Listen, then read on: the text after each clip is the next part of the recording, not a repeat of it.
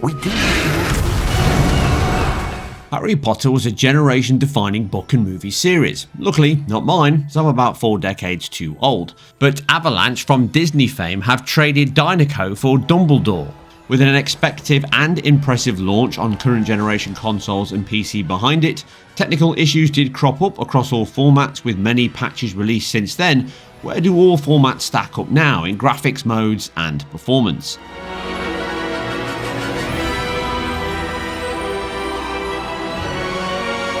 From a pure graphical quality and production level, Avalanche have worked hard here, moving from their own engine technology into Unreal Engine 4, that is the weapon of choice here. The world is adorned with rich Gothic architecture, stained glass windows, marbled floors, cobbled streets. Every part of Hogwarts and surrounding grounds, such as the Hogsmeade Village, are richly detailed, authentic, and sport excellent BRDF material qualities and lighting reactions, with a distinct art style that can look like an oil painting, as do character models, with a brilliant range of avatars to create and personalise in the game.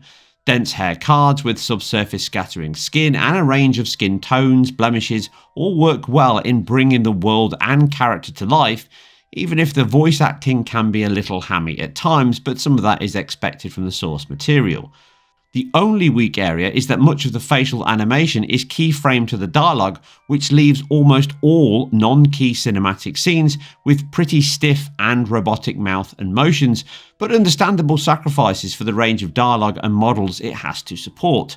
The world is realised even further with excellent draw distance, dense foliage and grass with SSR reflections and even ray trace reflections, shadows and ambient occlusion, and these do aid the depth of scenes and character models greatly. Which brings us nicely to the various modes of play and then the PC version. So starting with the PlayStation 5 and Series X first, we have a total of 5 modes, of which 2 are really only available with a 120Hz screen, but that is a conversation piece in and of itself. As the game makes an operating system call on both consoles, the modes are limited by which settings you have. For the PlayStation 5, you need to set the operating system menu to default in that preference mode, and therefore all modes will then be seen, so long as you have a 120Hz screen connected at least. If you set in this operating system menu to performance, you'll actually lose the ability to use that ray tracing mode option, as the game just keeps resetting but will never actually start the Fidelity RT mode. For the Series X, you have to have the console set to 120Hz output in the operating system menu to get the choice of balanced and high frame rate mode. It's not a huge issue, but I'm sure many may have lost out on some of these settings, and it can be a little cumbersome for console owners in my opinion. But that's out of the way, let's cover what the performance does across all of these before we cover the graphics and resolution. So 3 of the 5 modes have an extra option on both PS5 and Series X, an unlock FPS option, which means they can run above the 30 FPS target if on a 60Hz screen, or above 60 if on a 120Hz screen, which means this is one of the largest range of configurations I've had to test on consoles, a possible 9 variations across each. The base Fidelity ray tracing modes target 30 FPS, but all my tests here are with the cap removed to show you how much headroom is left. The caveat is that any dynamic resolution scaling solution will be more aggressive if the frame rate target is higher. The ray trace mode on Series X and PS5 is often around the 30 to 40 FPS range, meaning it never hits 60 FPS, and this is due to data and CPU bound limits most likely. That said, in like-for-like sections here, running through school halls in Hogwarts, the PS5 is approximately 15 to 30% faster than the Series X, which can cause longer stutters of 80 to 100 milliseconds when heavy data streaming happens at fixed sector points across the world. With ray tracing enabled, the required extra geometry that is created for the ray tracing reflections and ambient occlusion just adds more overhead to any machine once enabled. As such, I do not recommend you play this mode on Series X, as the stutters are still pretty bad here, and this mode is by far the worst. The PlayStation 5 capped 30 FPS though is actually more than good enough to play in this mode if you desire, although the input times are much lower in this mode, and obviously when capped to 30 FPS, But the ray tracing mode is the most sporadic of all modes due to the stutters, which can still crop up at times on the PS5 and PC to a much lesser degree. It's nice that the option is here, but it's not my number one choice of technical wizardry.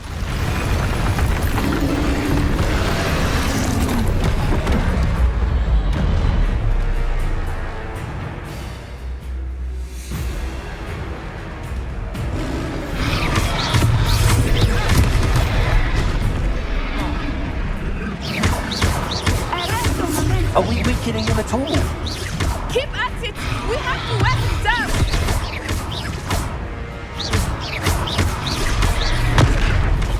Next we have the fidelity mode, and this time the Series X takes a small 5 to 12% lead in like-for-like sections.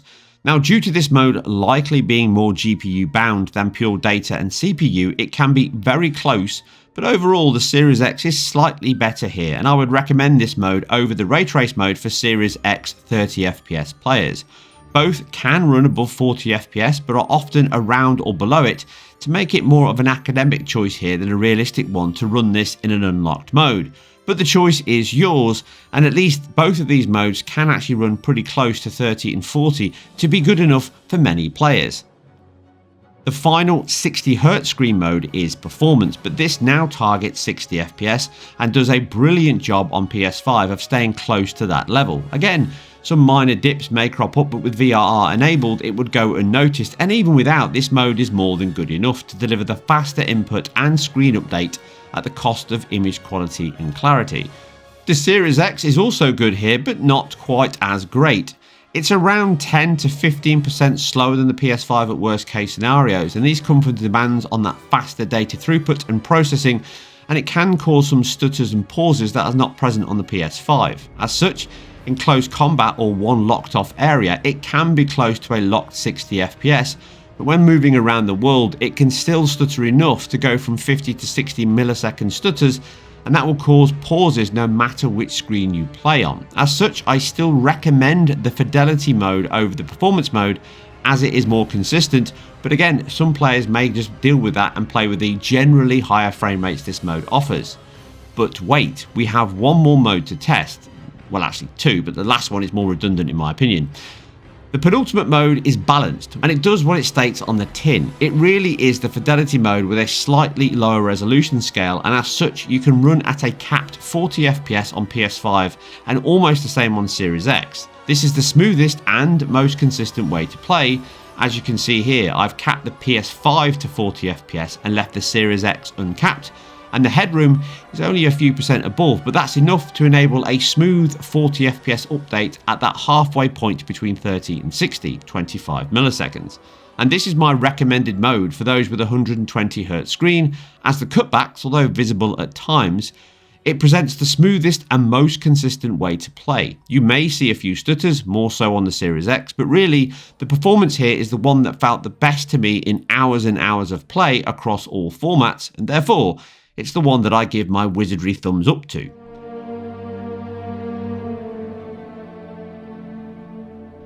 Finally, the high frame rate mode is really the performance mode, but unlocked to 120fps, and the resolution is now capped at 1080p, but in reality across all machines, as shown again on PC, they're limited by data and CPU throughput to around 80 to possibly 100fps. And other than staring at clouds, you're never going to get anywhere above that. And as such, this mode is not that much better than performance, but it looks worse due to the 1080p image and that FSR treatment on that. It's a nice to have feature for consoles and specifically around future generations, but right here, right now, Fatboy Slim says no thank you. It really does not offer any tangible boost over other modes on both consoles, and it's one that I would recommend the least. You may have a 120Hz screen, but this is not a 120fps mode.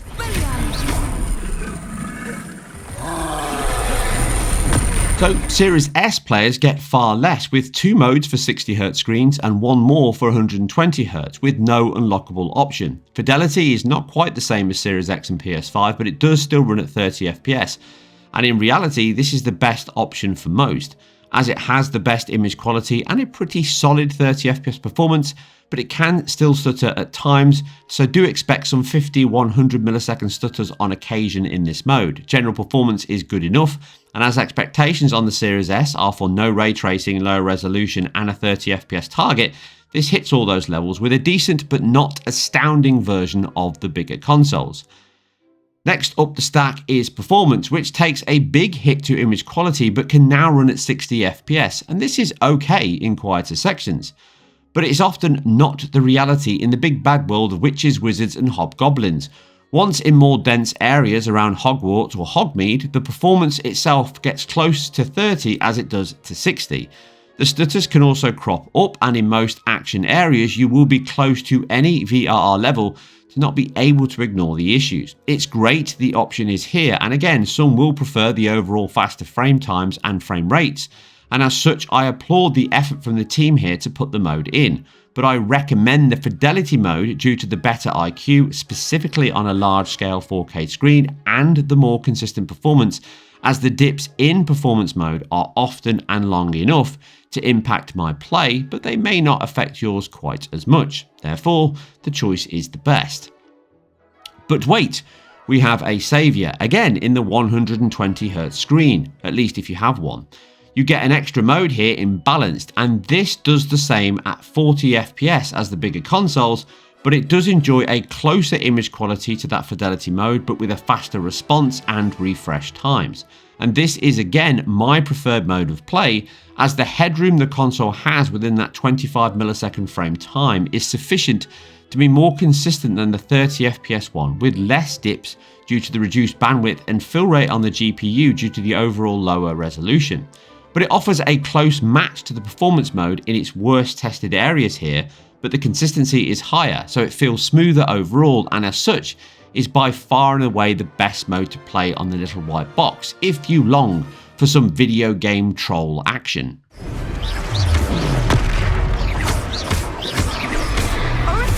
What was that? I was trying to beat him at his own game. Listen though, I like it. Do more of it. So now we know how it runs on consoles, at least, with a collection of modes that take our fancy, but just what is the recipe in each of these graphical elixirs? Well, even though we have 5 modes on the bigger consoles, we only really have 3 graphical changes. Starting at the top, Fidelity Ray Tracing mode is identical on Series X and PS5, as are all modes between them, with the only caveat being that moment-to-moment resolution and performance. All modes run a dynamic resolution solution with 4K aspirations, but my counts range in ray tracing from 1620 to 1512p, in fidelity 1620 to 1944p, and effectively means they scale between 80 to 50% of that 4K target. The performance mode is often around 1440p as a high point and 1080p as a low point, somewhere around 1296p, meaning it's certainly the softest of the lot on these consoles. In regard to visual settings, using the PC as a baseline, we can see that in most visual options, Fidelity, Balance and RT are mostly closest to high and ultra. PC Ultra offers a longer shadow cascade, longer and more light sources, along with increases to grass, but the level of detail, the billboard swaps, the shadow resolution and effects all come close enough to likely be a mixture of high and ultra. All 3 modes are identical, bar the ray tracing mode having ray trace reflections, but they lack the ray traced AO and shadows that PC can offer, and as noted, run identical on Series X and PS5. The performance and high frame rate modes drop many of the graphical settings down to medium and high, along with that resolution drop, and you can see differences here in the level of detail and grass, which can stand out in certain areas with the cutbacks they've made. The 120Hz mode in that high frame rate mode is effectively exactly the same as performance, but it now has a DRS ceiling set to 1080p. Again, it may go lower, but it never went higher. Balanced is the same as fidelity, but now targets a similar resolution range to the RT mode, with it often being around 512 to 1620p. As such, the clarity in this mode is very close between the other two, and aside the loss of the ray tracing effects, it's a small sacrifice in my opinion.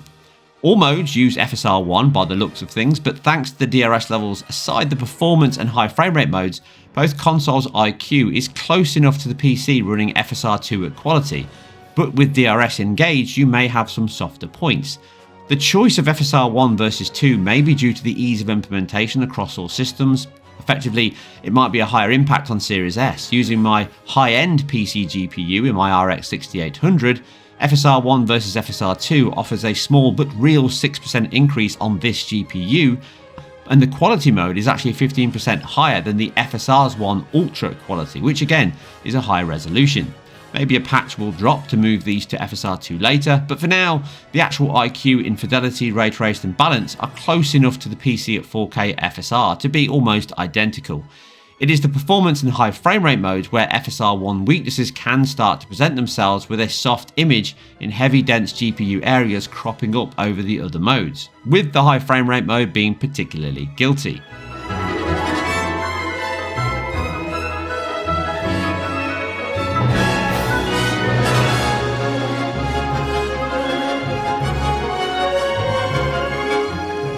The Series X is next, and these really are the obvious reductions. Fidelity now tops out at 1080p, balanced is 900p, and performance is often 720p. Again, DRS means they may go higher and lower, but 1080p appears to be the ceiling. The balance mode looks softer, but it's not that big of a drop from Fidelity, but the performance mode certainly lowers resolution enough, along with that FSR 1 means it's very blurry and soft, in combination with that post upscale and UE4's TAA. It does really give you a view of the IQ you can expect on the last gen Xbox and PS4 consoles though, as this GPU is close to a PS4 Pro level of GPU. Certainly running it at just 60 FPS would probably be close to what we see on those at 30. Series S is really the mix of medium and high in fidelity and balanced, certainly being higher than the overall performance mode on Series X and PS5, but not the same as fidelity.